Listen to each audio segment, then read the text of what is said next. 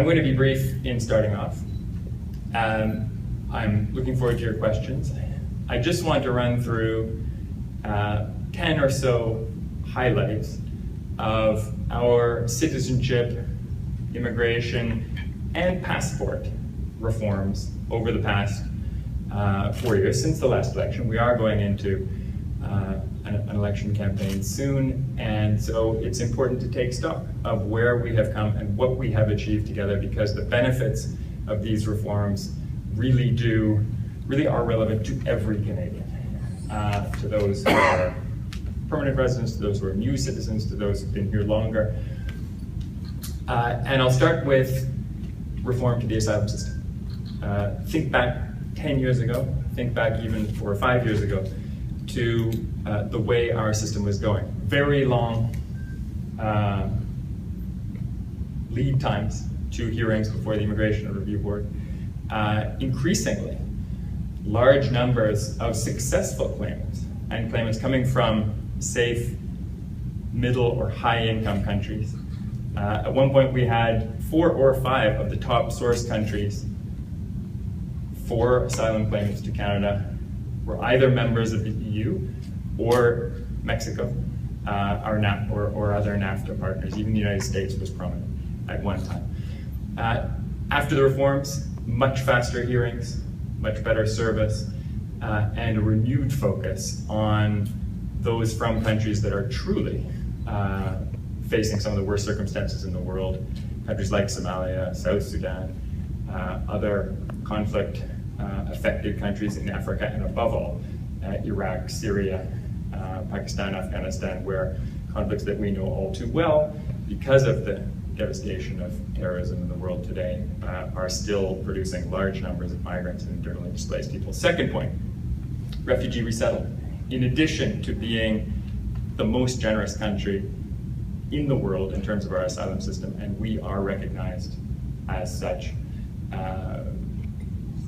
by many independent observers, we are resettling larger numbers of refugees to Canada this year than we were 4 years ago, and focusing that effort on the needs of religious, ethnic minorities, and others facing persecution, fleeing for their very lives from Iraq and Syria. And we have made a commitment that is close to 40,000 for the resettlement of Iraqis and Syrians.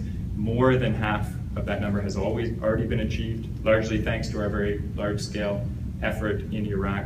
We've scaled up the Syrian effort, and the response of Canadians as private sponsors, as settlement agencies, has been very generous so far. And we are the only country to have made such a large commitment to refugees from both Syria and Iraq over several years, and to be implementing it according to plan, and with all the generosity and all the principle for which Canada is rightly known.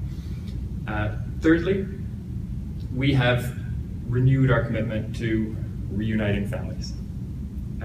We have been, through our family class immigration programs, admitting from 10 to 20,000 more family members, sponsored spouses, parents and grandparents, dependent children per year than was the case under previous Liberal governments on average.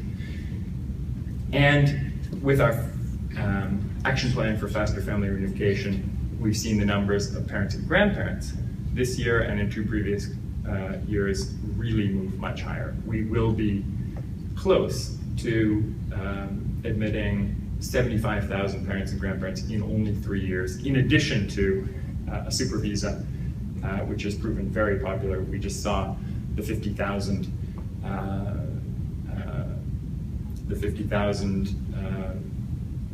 issuance number reached a couple of months ago for super visas in only 3 years. We are also welcoming record numbers of visitors and tourists to Canada from large markets like Brazil, India, China, and many other countries. You see the vast majority of visitors now receiving 10-year multiple entry visas, which tends to accelerate their travel to Canada. And you are seeing enormous growth on every continent of the number of visitors coming to Canada, both to visit family members or to do business, and obviously to come as tourists. And the contribution to Canada's bottom line of all of these visits, for the Pan Am Games or any other occasion, is direct, economically significant. We also have seen record numbers of students. We have almost doubled the number of international students in Canada over the last 9 years, and that growth has been even more dramatic in the last 4 years. To give you one example, we went from having 29,000 new Chinese international students coming to Canada in 2013 to having 64,000 last year. And we've had similar double-digit increases from Latin America, again from India, from other countries in Asia, and from Europe, where the quality of Canadian education is better known than ever before. We've also been working hard to protect people in our immigration system. The Zero Tolerance for Barbaric Practices Act, which Costa was instrumental in bringing through Parliament, has now received royal assent and is the law of the land. That means it is much harder, and it should be impossible, to engage in forced marriage in Canada or to use our immigration system to, for the purposes of subjecting a young man or a young woman to forced marriage. Underage marriage, unacceptable. Sponsorship of spouses under 18 through the immigration system, no longer possible. Polygamy, we'll be taking a much harder look at those who've tried to literally dissimulate the real nature of their relationships with family members, so that polygamy is no longer a reality in Canada. It has been a crime for over a century. Now it will no longer be brought in through the back door through our immigration system. We are also extremely proud of the efforts we've made to protect the Canadian passport, to make sure that we have the best security features, a chip now that has that basic page 3 information on it, quality of paper, whole range of security features that are literally the best in class in the world. And then also a passport that can be valid if you choose this version of it for 10 years, and it is more affordable, more cheaper than ever before. That has meant that the current 10-year e-passport on offer from Passport Canada is the most popular passport we've ever had. And we've seen literally millions being issued to Canadians as a result of that. We also have brought in Express Entry, a new, faster framework for economic immigration. The programs don't change. Federal skilled workers, federal skilled trades with lower backlogs or no backlogs are still the main channels. The Canadian Experience Class has grown enormously, but as of January 1st, as you know, we are inviting those who score highest on our point system to apply and processing their applications in record times, 6 months or less for 80% of applicants. And I have personally met some people whose applications were, and perhaps you have as well, processed in as little as 2 weeks. So we've shown what we're capable of, and Express Entry is truly a new era for Canadian immigration. We reformed the caregiver program. Again, a big backlog, an unfortunate backlog, separation of families for those who were working so hard in Canada in such important roles that would often last a decade. And now we've pledged to work through this backlog in 2 years and to broaden the range of occupations available to caregivers, to ensure we're attracting caregivers for high needs medical patients, those who need care at home or in institutions that is a bit more specialized than we've seen in the past, as well as ensuring families can get the care that they need for children or for loved ones.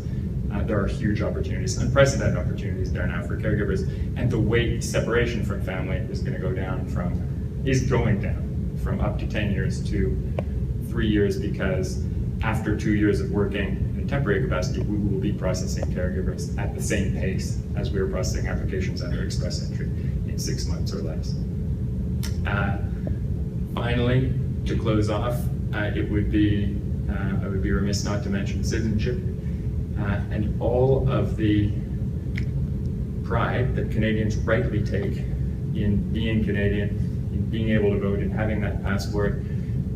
We sense it during the Pan Am Games, we sense it in this room, and this is the most active office for citizenship anywhere in Canada, and I think even for this very busy office, these have been the most busy 18 months ever, because thanks to Bill C-24, we will very soon not have a backlog of citizenship applications. We have made 262,000 new Canadians citizens in 2014 alone. That very high pace of production continues in 2015. And at the same time, we've been very clear what the requirements are for citizenship: knowledge, language, residency, 4 years out of 6, and what the circumstances are under which citizenship can be revoked. We have long had the ability to revoke it for fraud, for misrepresentation. We have done dozens of such revocations in recent years. Those measures were actually brought in by Liberal governments. And we have simply added the provision for revocation based on convictions for terrorism, treason, espionage, crimes that very few Canadians commit, but crimes that are serious enough to call into question one's allegiance to Canada. Crimes that most Canadians see as incompatible with the values of Canadian citizenship.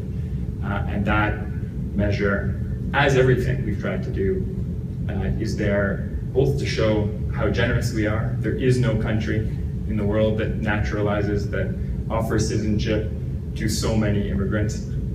And our immigration numbers are at record levels in Canadian history. But we can only do that when the rules are clear and when the scope for abuse is reduced to the bare minimum, 0 if we can achieve it. Finally, we've tried to innovate in our immigration programs. We have a startup visa for entrepreneurs, unique in the world. We are undertaking unprecedented measures with partners across the country to attract francophones to Canada. We are attracting investors to put their resources into the venture capital sector, which is so important for the GTA and for all of Canada. And we are committed to being the country in the world that is the most agile, that is the most responsive, that is the most prepared to adjust its immigration programs to suit the needs of a changing economy, a strong economy, but an economy that depends on the quality of its workforce, on the quality of the talent that we can attract from around the world, and of course, educate, train, and develop within our own borders.